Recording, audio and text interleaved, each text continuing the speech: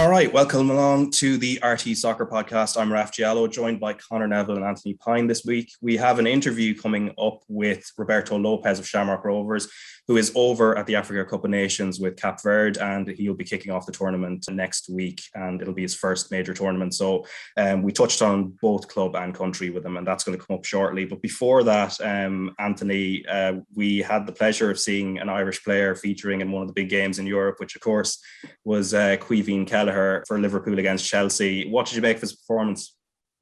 I thought he was absolutely brilliant for a couple of reasons. Like, first of all, obviously his ability. You know, he's got tremendous ability. I can't, and I could be missing somebody really obvious here, but I'm thinking Kelleher is 23, so I'm trying to think of when was the last time an Irish player of that sort of age was played in that kind of fixture, in such a massive fixture, and was so good in it. You'd possibly have to go back to John O'Shea, maybe when he was coming through at Manchester United. I may be missing something, but you know, it was a fantastic performance from Kelleher, not just because he made some really good saves and important saves, but his temperament is unbelievable. You know, when you're playing at Liverpool, if you're of that age and you've been at Liverpool and you've made it through the academy to get to the level where he is right now, you've clearly got something about you. You have to be extremely talented to get to that point. But the difference then, you know, that the margins and the percentages come down to your consistency and your temperament, and Kelleher's ability to step into these kind of fixtures, because he has done it before. You know, he's played some important Champions League games for Liverpool.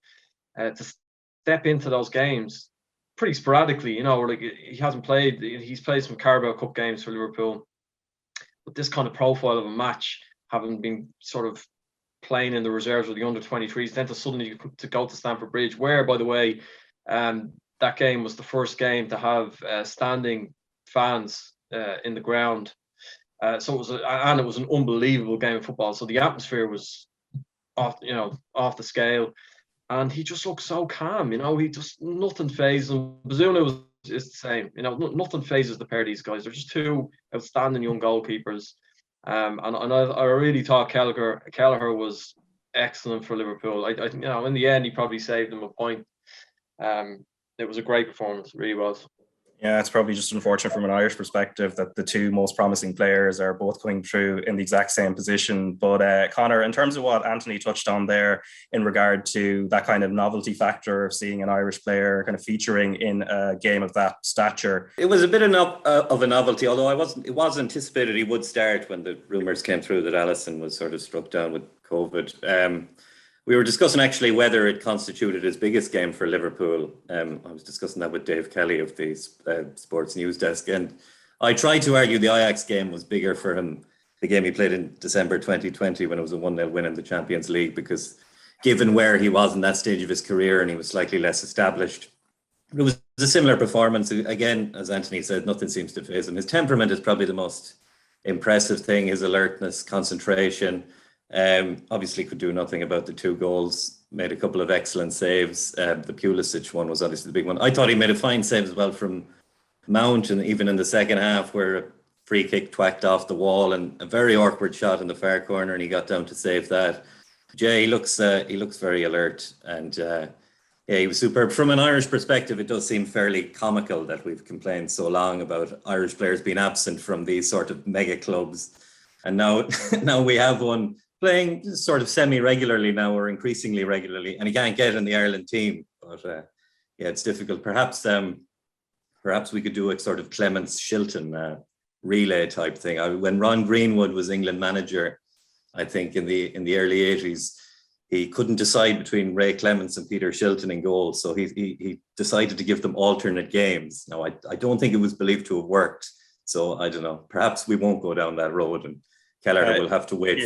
Kelleher may have to wait for Bazunu to make a mistake, which doesn't seem to be coming anytime soon. If we're talking about the 1970s and the England national team, I don't think that's quite one of their more memorable eras anyway. But in terms of, they did make a World Cup. In 82. In terms of Kelleher's future, Anthony, given there's that debate, and we were kind of touching on it with other players last week, that, you know, there is the kind of benefit of going out on loan and playing regular games, and it's going to be a problem for him at Liverpool given that they have Alisson there as number one. His contract is there till 2026. Do you think it's a benefit for him to just remain there as number two, get to play in some of these type of big games every now and again, rather than having maybe the opportunity to play week in, week out in the way that Gavin Bazunu is doing, maybe at a lower level? Yeah, this is the awkward situation that Kelleher is in, because yesterday Gavin Bazunu played for Portsmouth. They drew 0-0 with Cambridge, and Bazunu had another really good game. He's now got 11 clean sheets in all competitions, which is the best record in that division. And he's clearly benefited from leaving Manchester City and playing first team men's football, albeit at a lower level. Gavin Bazunu was 19, and Alisson, who's the number one at Liverpool, is 29. So, although Kelleher has done extremely well at Liverpool, and he's for them, from their point of view, he's a really, really good number two. It's not easy to find a number two of that sort of quality who you can rely on to step in and just be as assured as he is.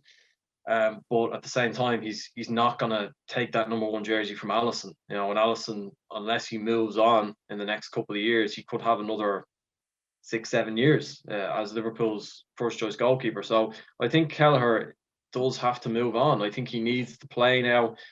As I said, he's both himself and Bazunu, we would look at them and consider them as two excellent young goalkeepers, but Caoimhin Kelleher is 4 years older than Bazunu. So he really does need to start playing now regularly. And I think it's a difficult one for him, because he is absolutely benefiting from training with Alisson day in, day out. You can see that in him. It has to benefit him. Alisson's one of the top three goalkeepers in the world. But at some point, I think he has to jump ship and to play regular first team football, because I do think he's a Premier League goalkeeper. I think the two of them are long term. Two of them are Premier League goalkeepers, and the stock would be good now. Like, there would be clubs interested in bringing him in if he was to leave, say, in the summer. So it will be interesting what he does. It's not easy. It's not an easy decision for him, but I do think Kelleher has to move. And we'll just touch on Aaron Connolly as well. Of course, Anthony, we were chatting about him last week, but Conor, in terms of his move to Middlesbrough, of course, they're in playoff contention. It does seem, though, it's probably the most important part of his career at this point, given he burst on the scene a couple of years ago at Brighton and things have petered out. And while he has a contract until 2024 with Brighton, there does seem to be this kind of tipping point with him at the moment. Yeah, it plainly needed to happen, I think, really, for his career. He was, whether there's a debate about Kelleher, whether he might be inclined to sit tight there. There seems to be no debate with Connolly. He was clearly going backwards in the pecking order at Brighton, and Graham Potter was getting very reflective about him in press conferences and whatnot. So Middlesbrough strikes me as a good move for him. He also seems like I get the sense he's a confidence type player, and I suspect from an Irish perspective it might be easier to acquire that confidence against championship defences rather than Premier League defenses. So I think it's very good news for Stephen Kenny, and hopefully he can start playing regularly and scoring as well, because his finishing seems a bit ragged. I thought when he played for Ireland, I thought in the first half against Portugal for Ireland, I wasn't quite as critical of him as other people were, because the fact that he was finding so many good positions indicated that there was some talent there. Now, his decision making when he got into those positions was a bit dicey. He missed an obvious through ball to Ida at one point, but he needs to score a couple of goals, get a bit of confidence, and then maybe the goals will flow for him. I mean, it's obviously a very critical point in his career, so ultimately it's a very good move for him at this point.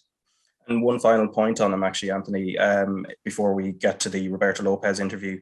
In terms of his best position, you mentioned last week that Ireland have become a very system team, and it's more 3-5-2. Sometimes it can go 3-4-3, but where do you feel he lines out best? Because I've seen him playing kind of left wide in, say, a 4-3-3. He looks quite good there. I don't know, as Conor kind of alluded to in terms of his finishing, whether being one of the two central strikers really suits him. Yeah, to be honest, I'm not really sure, Raf, because I think this is why he needs to play regularly, because it's hard to actually say with conviction what's his best position or where can he get the most out of him. I would be inclined to agree with yourself. I think he's probably better in a slightly wider position as opposed to through the middle, because it just allows him to use his pace and his ability to run at people a little more effectively. But look, he is getting a manager that you would hope, and Chris Wilder spoke about his belief that he thinks he can draw the best out of Connolly, and I think he has an idea of what he wants to do with him. So it'll be interesting to see exactly how he uses Aaron Connolly when he gets to Middlesbrough. Chris Wilder brought Rhian Brewster from Liverpool to Sheffield United, if you remember. I think maybe a year ago for over £20 million, and there's some comparison there. You can draw a line between them, the two of them players, in some way, because there was huge expectation on Brewster. He started to break through at Liverpool. He had been really good for England's underage teams, and his progress just came to a halt, and he hasn't got it back since. Connolly burst onto the scene 2 years ago. It was a similar thing. He was a real star in Ireland underage teams, and he's just lost his momentum. So you'd hope that he's going to a manager who understands how this can happen with players of that sort of age, 2021, and can sort of coax it back into him. And as Conor says, obviously scoring goals is going to help him. But Stephen Kenny spoke in November as well about the importance of Aaron Connolly getting, if he's in the championship team, in the championship, it's a 44-game season. So you're playing every 3 days, you're playing a match. Saturday, Tuesday, Thursday sometimes. And that will help.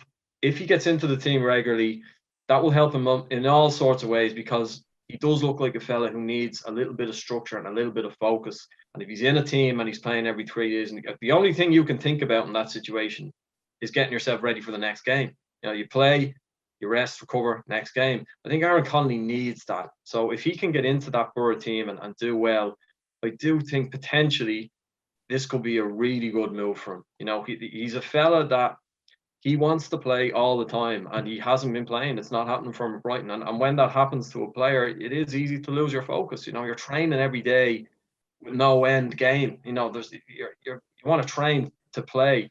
So when that's taken away from you, it is difficult, you'd imagine, to keep your focus. So I'd be hopeful that Wilder has a plan for him and gives him a chance, and that he would respond to it, because it's a good opportunity for him. Yeah, and we'll see how the next 6 months obviously pan out for him. But now it's time for that interview with Roberto Lopes. So I was speaking to him just before New Year's. At the time, he was in Cape Verde in the team hotel, preparing for the Africa Cup of Nations, which is going to be his first major tournament. He's obviously coming off the back of a title-winning season with Shamrock Rovers, where he was also nominated for PFAI Player of the Year and was also included in the Team of the Year.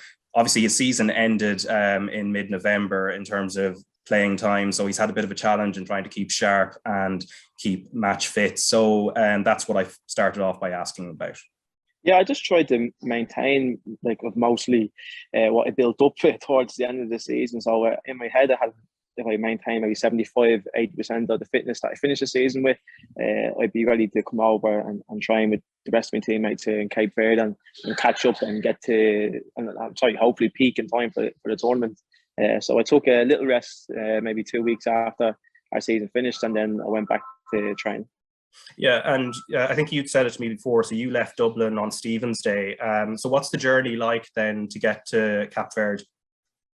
Yeah, it's pretty straightforward enough. It's just the timings of the flight are a bit, they're not ideal, I suppose. So we fly from Dublin to Lisbon, and then there's usually maybe a 7 or 8 hour layover, and it's a straight flight which takes maybe 4 hours. Okay, and now that you're here, as I said, you're at a training camp, and then the tournament obviously starts in Cameroon early January. In terms of your itinerary and what the schedule is in terms of getting there and building up to it, what's it like at the moment? Yeah, I think COVID is sort of is killing some of our plans. We initially came over to Cape Verde to spend 3 days and play a friendly match against the local Cape Verdean side here, and then we're going to Morocco for 5 or 6 days with 2 additional friendly games over there, one against Morocco and one was to be confirmed. But I think that's all changed because there's been positive cases in the Morocco camp, and I don't think the game is going to go ahead there. So we're looking at the possibility of just travelling straight to Cameroon, and I'm not too sure whether we'll have a warm-up game beforehand, but hopefully we'll be able to squeeze one in. Yeah, and you're actually going to be playing the host nation as well. So Cameroon, then Burkina Faso and Ethiopia. In terms of confidence levels in the squad, where are you at? Obviously, you've played Cameroon before, I think, but I don't think you personally have played the other 2. No, and I suppose we have a bit of a quietly confidence about us. obviously we had a really good World Cup qualifying campaign, and we were devastated to lose out to Nigeria in the end. But I think if we look back at the trip, it was a real sort of confidence booster for us, and it's given us the belief that we can go and compete with the bigger nations across Africa. And look, we played Cameroon before. We were in the same African Cup of Nations qualification group as them. Like, so we have the confidence that we know we're more than capable of getting results against them. But it'll be difficult on their home patch, of course. Yeah, and like if we circle back to the start of 2021, so obviously you were coming in as reigning league champions, and we're talking about Shamrock Rovers now. You'd lost a couple of players like Jack Byrne and Aaron McEneff, but obviously there was still a strong squad there. Like, what was the mood like at Rovers at the start of last season? Yeah, it was a weird one, obviously, because you're losing two of our best players and top players in Aaron McEneff and Jack Byrne, and they were probably just a big loss to the dressing room as well, because they're big characters, big personalities. Like, everyone gets on with them, like, and they give you a real lift when the mood might be a bit flat. But we still managed to keep the bulk of the squad together, which was important, and we had some great experienced heads like Ron's still there, and Joey was fantastic throughout the year, and Aaron Green. And the signings that we made really improved our squad, I have to say. And I think once the signings bedded in, like, and we grew familiar with each other, like, our performance started to increase. Improve, I should say. Yeah, and like you mentioned COVID there earlier, kind of affecting the schedule and everything you have with Cape Verde at the moment. But if we go back to April, I think you were coming back from an international break, and then you had to spend 10 days in a hotel, and missing the Dundalk game at the time as well. Like, how difficult was that? Like, how do you keep busy and, like, I suppose, maintain a kind of level of fitness while you're confined to one room? Yeah, it's awful, and I suppose you have to sort of go through it, like, if to really appreciate how bad it was. Like, and I suppose for me, like, what really annoyed me was I never tested positive for COVID. Like you said, our season's just started, and I was trying to maintain as much fitness as I could, and it was near impossible to say. The yard that you had for a bit of fresh air was tiny, and you'd have 15 minutes at a time. So by the time you're sort of warmed up and ready to work, it's time to go back into the hotel room again, and you don't know when your next 15 minutes are coming for fresh air. Like, so it was really difficult, and I'm just glad that it's over now, and hopefully we won't have to go back into it again. Yeah, and if we go back to around May or June of the season, so you had started the league season quite well, and then there's a mini wobble. I think it was 8 games where you won a couple of times, but then there were three defeats and 3 draws. What were the factors that you felt maybe led to that run of form, and then what was it within the squad that helped you pull out of that? And then I think you went on to win like 5 games in a row after that. Yeah, I think it was just to say it is what it was. It was a wobble, like, and we were missing bodies there at the time. I think we had a couple of injuries and a couple of absentees, like, and it was just trying to get the games are coming quick and fast with Europe and cup games and league games, and we just had to do our best in that time. Like, and unfortunately, at the time it wasn't enough. But we never sort of lost faith in what we were doing was right, and how we were trying to play was right, and we were probably just missing that extra bit of freshness at the time. I think once the body started to come back, the people recovered from injuries, we bolstered the squad again, like, and we just went on a run, like, kicked on. Yeah, and there was one of the features in the squad, of course, was the number of late goals, late equalisers, late winners, and it just seemed to be something that Stephen Bradley often mentioned in post-match interviews, just the togetherness in the squad. When you're on the pitch, I guess, when a game seems to be getting away from you, and with the kind of benefit of knowing that you have a habit of getting late goals, like, can you even feel it on the pitch that there's this sense, like, if you just keep going, something good will come out of it? Yeah, it's just we know ourselves that we have to play to the final whistle, and there's no use to sort of panicking, thinking, oh, is it going to come? We just need to trust what we're doing and back ourselves, and yeah, like, trust that a goal will come or an opportunity will come, and hopefully we can take it when it does come. Yeah, and like, obviously the season went really well in terms of retaining the league title. Do you look at Europe maybe as the one that kind of got away? Obviously you were drawn against Flora Tallinn in the Europa Conference League, and I guess expectation was it was a great opportunity, but obviously it worked out differently. Yeah, when you come that close, it hurts more, like, but I think over the 2 games we let ourselves down, which is the frustrating part. Like, I think we didn't really give a good account ourselves, particularly in the first leg away to Tallinn. So that was a tough one to take. But look, we set our goals then after that, to sort of reset and make sure we put ourselves in that position next year to have a good crack at it. Yeah, and obviously you've had good experiences as well, at least in terms of playing really challenging teams. Like playing against Milan, actually, the likes of Zlatan Ibrahimovic. What is he like to come up against? Especially, I guess you would have been in direct confrontation with him. Yeah, it was fantastic. As I say, he has this aura about. I think people can feel it, just watching at home on the TV, but even on the pitches, it's just something else. Because obviously he's a huge man, he's a huge presence, but it's just his overall movement, his game intelligence as well is fantastic. And yeah, he just keeps trying to wind you up the whole time on the pitch, and I was just trying my best just to focus on the job at hand. But it was great. It was a fantastic experience. Yeah, what kind of stuff would he be saying, or is it something that's broadcastable? I don't think it'd be too broadcastable. No. Yeah. I suppose the nicest thing he said to me, I think, was after they scored the goal. I was still getting tight to him, and he was like, "Come on, hold my hand. Let's go. We're going to walk. Hold my hand." So there was stuff like that, and that was probably the nice thing he said to me on the night. Fair enough. Next season, it's going to be your 7th at Rovers now, and there's been this sense of continuity, not just within the squad. Obviously, there'll always be the odd player kind of leaving, the odd player coming in, but Stephen Bradley's been there now for a number of years, and Stephen McPhail's been there behind the scenes as well as the sporting director. That sense of continuity and stability, it must be a godsend for you as a squad, that you always feel like you have this something stable underneath you the whole time. 100%. It gives us, a base to kick on each year. We're not trying to rebuild, and keeping the core group together and the staff together. Everyone knows how things should be done, and I suppose it's easier for new signings to come in and read what's going on in the group, and we can obviously help them get up to speed. So yeah, that sort of stability there, it's vital, I think, and for us to kick on to the next level again. Yeah, and in terms of the stability and then trying to keep things fresh, does Stephen do anything in terms of messaging, maybe to just, maintain a sense of a little bit of a sense of change or something, so there's no stagnation? No, we just suppose from game to game, we look at things but I think overall, the group knows we have this mentality that we can't just settle on what we have. We need to strive for the next one, and I think everyone knows in the group the moment that we feel we can rest here. We've done our work. It's the moment where you get left behind or you get left out. That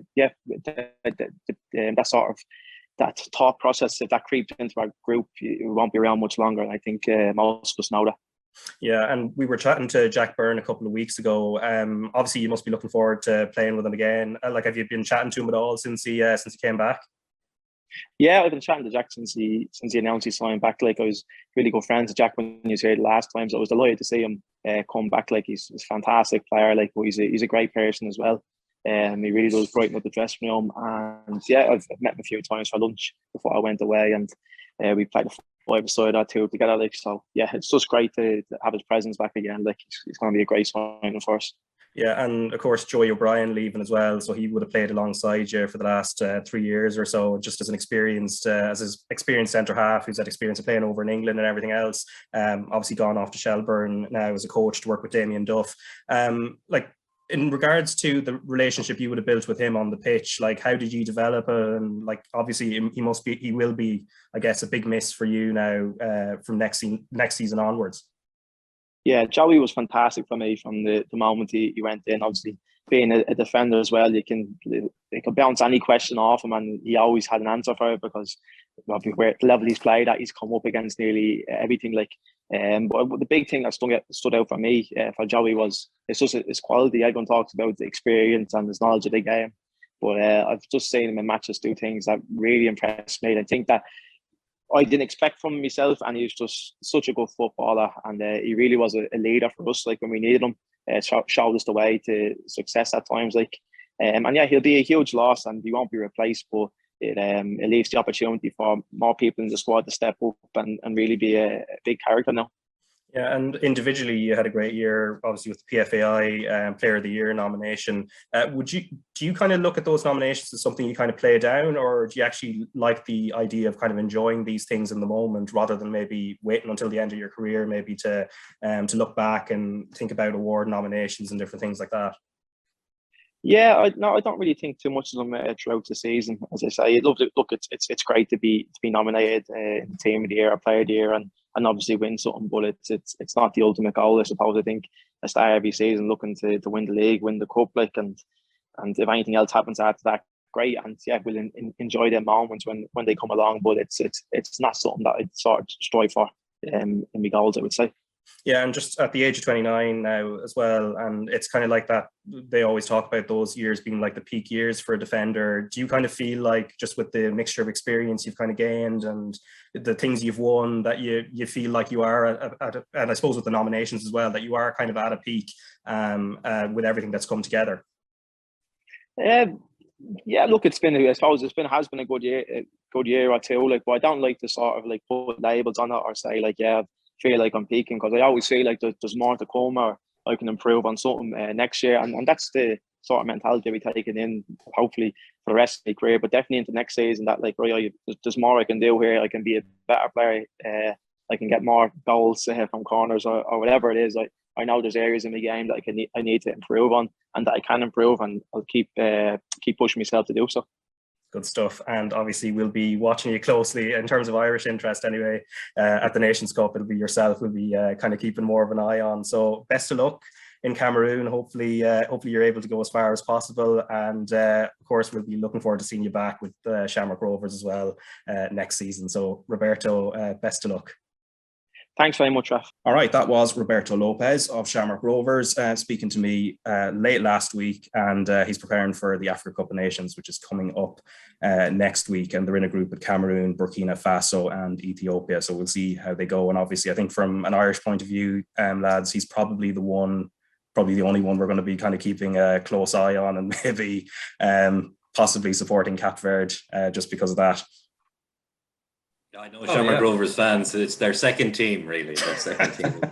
It's a great tournament. It is a great tournament. I know in this part of the world, like, because we're you're listening to Premier League clubs and have gripes with the timing of it and everything. There's been a lot of negativity around it, which you can't understand, because there's clubs losing their star players at such a crucial juncture of the season. But it is a great tournament, and it's brilliant for Lopes to be a part of that. And I think we'll all be keeping a close eye and hope that he does well, yeah. And possibly does the kind of League of Ireland Africa Cup of Nations double, which I don't think has been done before, as far as I know. I suspect not. No, I suspect not. But anyway, that's it for this week anyway. You can find more of the podcast on RTÉ Soccer on Twitter and also on the RTÉ Soccer website, and you can watch it on YouTube. So Conor, Neville, Anthony Pyne, thanks a million for taking the time.